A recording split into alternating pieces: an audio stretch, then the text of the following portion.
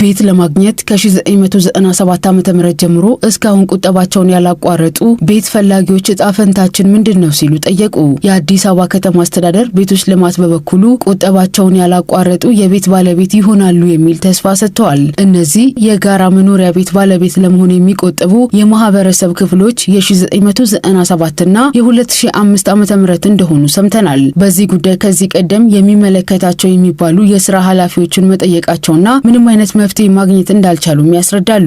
ነዋሪዎቹ ቁጠባቸውን እንዳላቋረጡና አሁን የአዲስ አበባ ከተማ መስተዳደር እያስገነባ ከሚገኘው ቤት የማግኘት እድል ይኖረናል ወይ ሲሉ ጠይቀዋል። ጥያቄው ምንድነው? 1997 ኮንዶሚኒየም ተመዝጋቢዎች አሉ። ቁጠባችንን ያላቋረጥን እየቆጠብን ያለን አሁን የሚገነቡት የተባሉ ያሉት ፕሮግራሞች ውስጥ እነዚህ የ1997 ቁጠባቸውን ያላቋረጡ የቤት ጠባቂዎች ምንድነው ጣፈንታቸው? ከህጉ ከመመሪያው አንፃር ምንድነው ጣፈንታቸው? ለምን ከዚህ በፊት እርሶም እንደተባለው አንስተውት ከከንቲባ እንሄዳለን ተብሎ ነበረ። አሁን ግን በተጨባጭ ቤቶች እየተገነቡ ስለሆነ እነዚህ የ1997 ተመዝጋቢዎች ቁጠባቸውን ያላቋረጡት በእነዚህ ፕሮግራሞች ላይ በምን መልክ ነው ቅድሚያ የሚያገኙበት ወይንም ምንድነው የታሰበው ነገር ስፔሲፊክ እንዲጠይቁልኝ ፈልጌ። በ97 ኮንዶሚኒየም የቤት ተመዝጋቢዎች አንደኛው ነኝ። ለምንም ተስፋ እንዳይኖረን ነው የተደረገው። ምንም እዛ እንትኑት ማለትም የኮንዶሚኒየም የጋራ ቤቶች መስጠት አቁመናል ሲሉ ጥሩ ስሜት አልተሰማኝም በሰዓቱ። የኛ ተስፋችን ምንድነው? አሁን እሳቸውም እንደጠየቁት አይነት ጥያቄ ነው የምጠይቀው።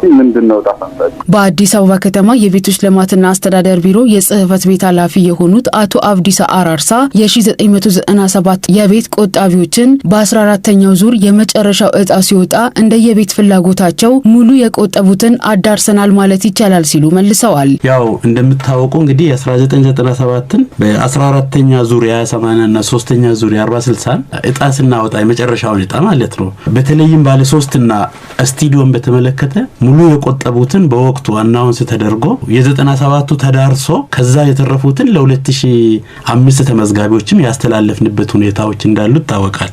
በዚህ አግባብ አዳርሰናል የምንል ምልከታና ሐሳብ ነው ያለን። የተቀሩት ነገር ግን በሰዓቱ ቁጠባቸውን ያላሟሉ ዳውን ፔመንቱ ያልተሟላላቸው ደግሞ በኋላ ከጊዜ በኋላ እየቆጠቡ መጡና በአሁኑ ሰዓት ላይ ተጠባባቂ ነን የሚሉ አሉ። መረጃዎችም አሉ። ትክክል ነው። ይሄን ጥያቄ ለመመለስ በአጠቃላይ አሁን ባለው ነባራዊ ሁኔታ አዲስ አበባ ከተማ አስተዳደር ሰፋፊ የቤት ልማት ስራዎችን እየሰራ ነው የሚገኘው። የ1997 ብቻም ሳይሆን 2005ንም ታሳቢ ባደረገ መልኩ ተጠቃሚ የሚሆኑበት የቤት ልማት ፕሮግራሞች በ5 ሞዳሊቲዎች በተደጋጋሚ ጊዜ ለሚዲያ ሲገለጽ እንደቆየው በዛ አግባብ ውስጥ ተጠቃሚ የሚሆኑበት ሁኔታ መኖሩን በዚህ ለመግለጽ ነው የሚወደው። ይሁንና እነዚህ ከ1997 ዓ.ም ጀምሮ ሳያቋርጡ የቆጠቡ የህብረተሰብ ክፍሎች የመጨረሻ እጣ ፈንታቸው ምንድነው ስንል የጠየቅናቸው ኃላፊው አቶ አብዲሳ ተከታዩን መልሰዋል።